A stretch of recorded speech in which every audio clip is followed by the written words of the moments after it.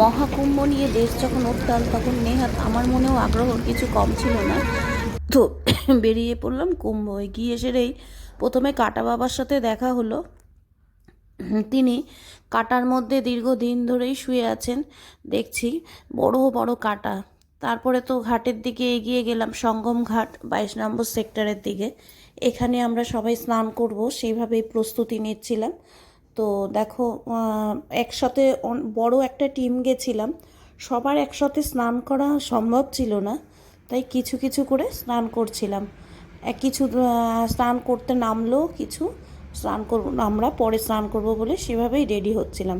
তবে মহাকুম্ভ নিয়ে সব যেটা আমরা শুনি সবটা সত্যি আমার মনে হয়নি, কারণ অনেকেরই ভীষণ ভীষণ ভুল ধারণা আছে।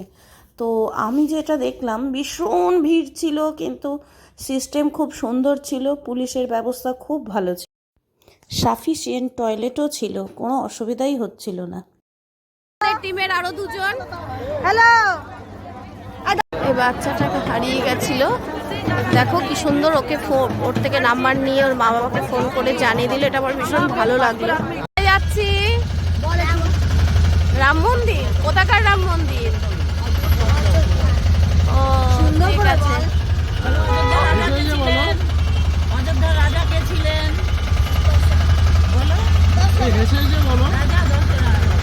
তাহলে আমরা এখন যাচ্ছি রাম মন্দিরে। নাম, তাদের নাম কি কি?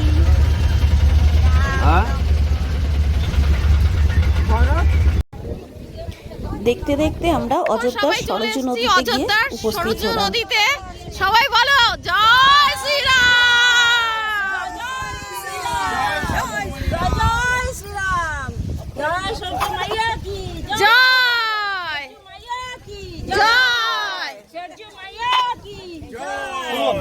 আপনি বোতলে জল দিতে হবে, দেবো।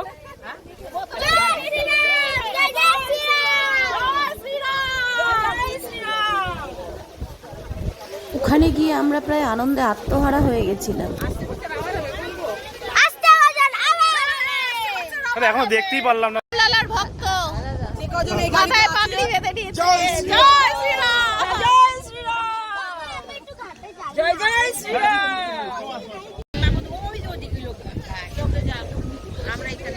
নদীটার জল এখন অনেক শুকিয়ে গেছে। হরে কৃষ্ণ, হরে সরজু নদীর জল নিয়ে কি করবে, কোথায় রাখবে? ঘরে রাখবো, সবার মাথায় দেব। জয় সরজু, দাও দাও আমাদের দাও।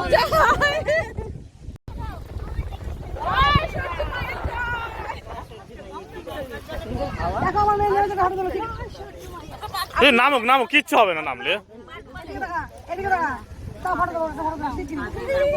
কই এদিকে তাকা, এদিকে তাকা বোন, এদিকে তাকা, এদিকে তাকা, আমার দিকে তাকা।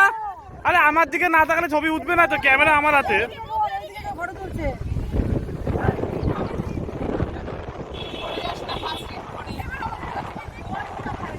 ভিডিও হচ্ছে কিন্তু এখনো।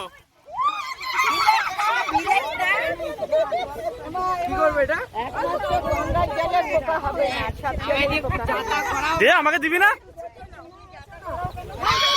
কিচ্ছু হবে না, কিচ্ছু হবে না। এই সরজু নদীতেই অনেক ঘটনা আছে, ছোট ছোট করে শুনতে পেলাম, কতটা সত্যি জানি না, তাই জন্য আপনাদের জানালাম না।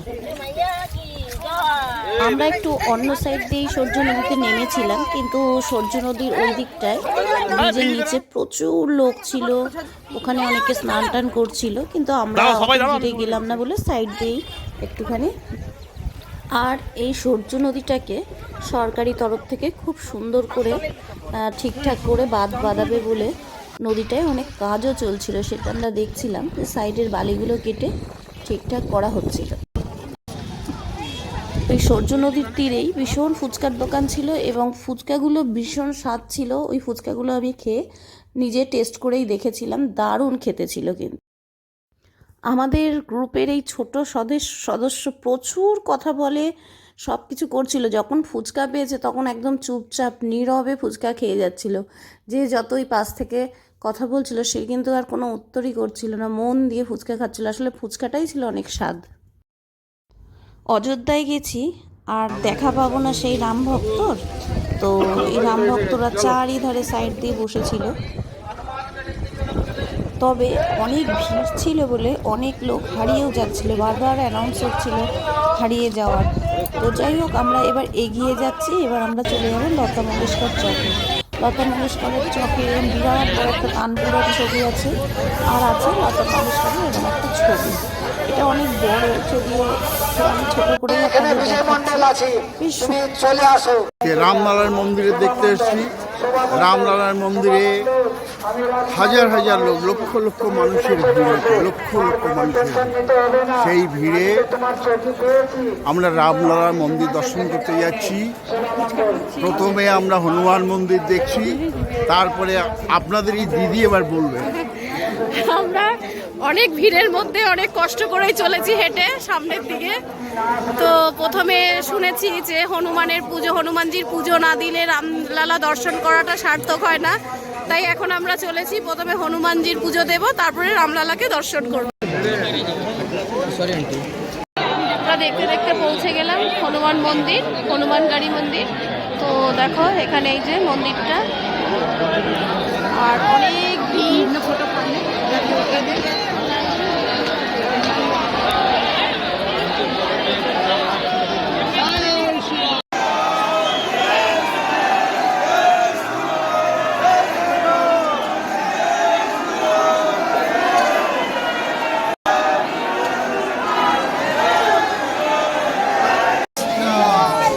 এখন আমরা রাম মন্দিরের দিকে যাচ্ছি, প্রচুর ভিড়।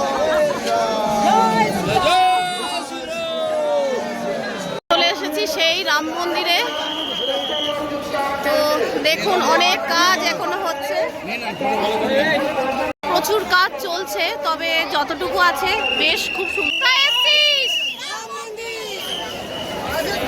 জয় শ্রীরাম। ও জামা রাম মন্দিরে ঢুকে এত কষ্টকে কষ্ট বলে মনে হয় না, কেন জানেন? প্রত্যেকটা কাজের মধ্যে এত সুন্দর সব মানে ছোট ছোট নিপুণভাবে কাজ করা, যেগুলো দেখতে দেখতে আপনি ভুলেই যাবেন আপনার কষ্টের কথা। তো ছোট ছোট করে এরকম অনেক মন্দির আছে, অনেক কাজ এখনও হয়তো 5-6 বছর লাগবে কমপ্লিট হতে কাজ।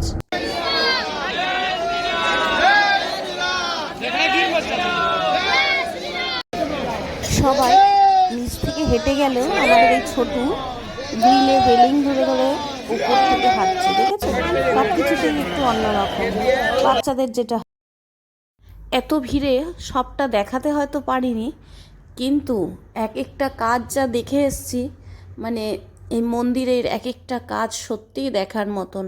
আর যখন রামলালাকে দেখলাম তখন তো চোখ যেন আমার ছানা বড়া হয়ে যাওয়ার মতন, এত সুন্দর যেন মনে হচ্ছে আমার নিজের দিকে তাকিয়ে রয়েছে। তো মন ভরে গেছিল দেখে, রাম মন্দিরে পুজো পাঠের সেরকম কোনো ব্যাপার ছিল না। এই যে দেখো, যেটা খালি আমার ফোনটা কেড়ে নিতে চাইছে, ও আমার আগে ছিল লাইনে। তো যেটা বলছিলাম, রাম মন্দিরে কিন্তু পুজো পাঠের কোনো ব্যাপার নেই, শুধু দর্শন, একটা মূর্তি দর্শন, তার জন্যই এতটা ভিড়। মানে কি আছে জানি না মহিমা, কিন্তু সত্যিই খুব সুন্দর। দেখলে পরে তবেই বোঝা যায় যে কি আছে তার মধ্যে। প্রায় 2 কিলোমিটার ধরে মানুষ হেঁটে যাচ্ছে, আর একটাই কথা, জয় শ্রীরাম জয় শ্রীরাম। মানুষ সত্যি খুব মানে আনন্দ উপভোগ করে মন্দিরটা দেখার জন্য। দেখো মূর্তিটা তোমরা দেখতে পারবে, সামনে তো আর যাওয়া সম্ভব হয়নি। এসেছি কাশী বিশ্বনাথে, এইখানটায় গাড়িটা নামিয়ে এবার অটো করে যেতে হবে, 50 টাকা করে পার হেড লাগবে বলছে অটোয়। তো চলো চলে যাই অটোয় উঠে। কাশী বিশ্বনাথ যাওয়ার আগে যেহেতু অনেকটা দূর, অনেকটা সময় লাগছে, আর এই সময়টা অনেক ভিড়, তার জন্য সবাই একটু টিফিন করে নিল। তো যে যার মতন টিফিন করে নিচ্ছে, সবাই একসাথে হয়েছিলাম। তো আমিও সুযোগটা ছাড়লাম না সবাইকে একটু ক্যামেরা বন্দি করার জন্য। তো এবারে আমরা টিফিন করে নিয়েছিলাম পুরি। তো যাই হোক, এবার আমরা অটো ধরে এগিয়ে চললাম কাশী বিশ্বনাথের পথেই রওনা হয়েছে। যাওয়ার পথে ছিল একটুখানি আগে নামিয়ে দিলে অটোটা, প্রায় 2 কিলোমিটার আমাদের হেঁটে যেতে হচ্ছে। তো আমরা এখন হাঁটা শুরু করেছি, বিশ্বনাথের ঘাটের দিকে এগিয়ে চলেছি। ভীষণ ভিড়, বিশ্বনাথের ঘাটে স্নান করতে এসেছি। প্রচুর ঘাট, প্রচুর ভিড়। মণিকণিকা ঘাটে এসেছি, প্রচুর নৌকো, গঙ্গার প্রচুর চারিদিকে। এখন এখানে স্নান করব। কাশী বিশ্বনাথ মন্দিরে গঙ্গায় অনেক ঘাট ছিল, তার মধ্যে যেমন ছিল রাজা হরিশ্চন্দ্র ঘাট, গণেশ ঘাট, তারপরে অনেক মনেও নেই। যাই হোক, এরকম ফেমাস অনেক ঘাট ছিল, যে ঘাটে মণিকঙ্কন ঘাটে এরকম তার জন্য কোনো প্রচুর ফোর্স আছে এখানে নামানো। যারা সবসময় টহলদারি রাখছে, কোনো অসুবিধা হলে এরা দেখে নিচ্ছে।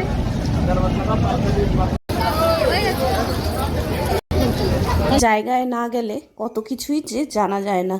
ওখানে গিয়ে জানতে পারলাম কাশী বিশ্বনাথের গঙ্গার জল ঘরে রাখতে নেই, জল মাটি কিছুই ঘরে রাখতে নেই।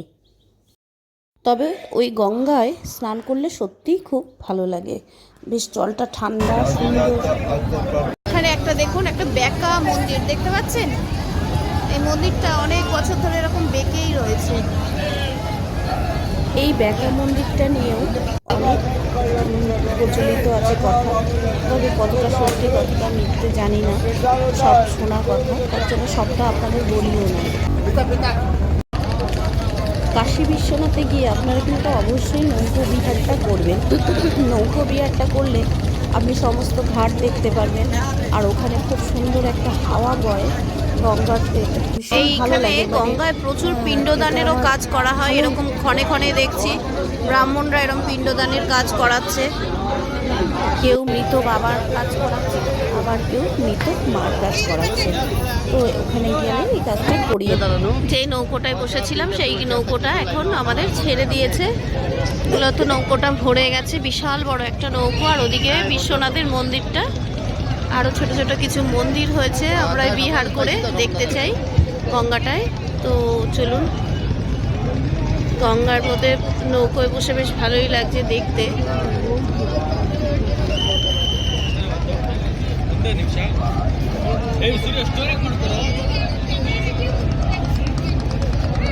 চারিধারেই সবাই নৌকো করে বিহার করছে।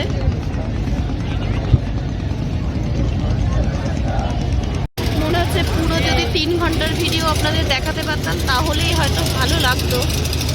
এত কিছু দেখার। এই যে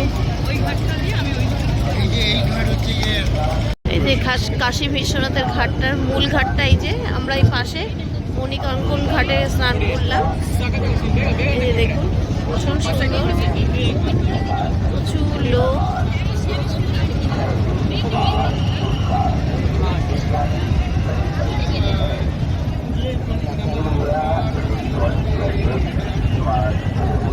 জলগুলো কাচের মতন ঝকঝক করছে, খুব পরিষ্কার। এত লোক স্নান করছে তবু ঘাটে একটু নোংরা নেই, মানে জলগুলো একটু খোলা হচ্ছে না। জানি না ঠাকুরের কি মহিমা।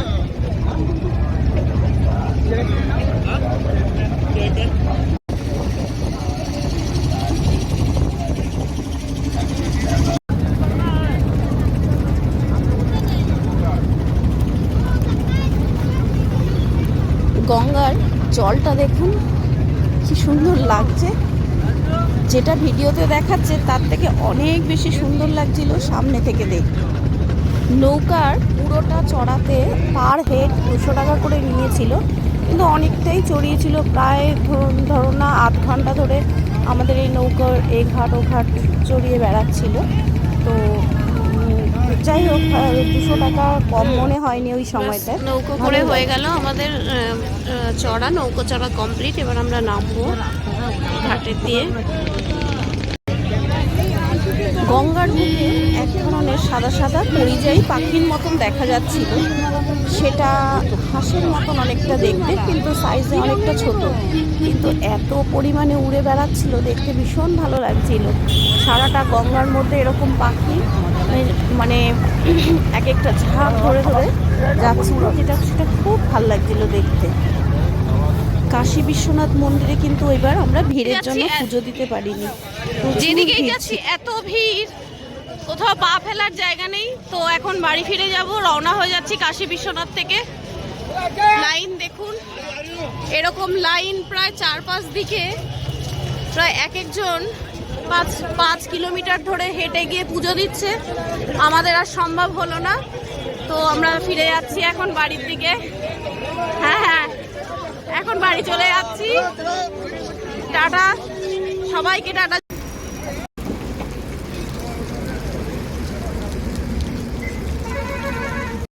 এদিকে আমাদের যে দাদারা বাসটাকে চালিয়ে নিয়ে যাচ্ছিলেন, এনাদের অবস্থা ছিল ভয়ানক শোচনীয়।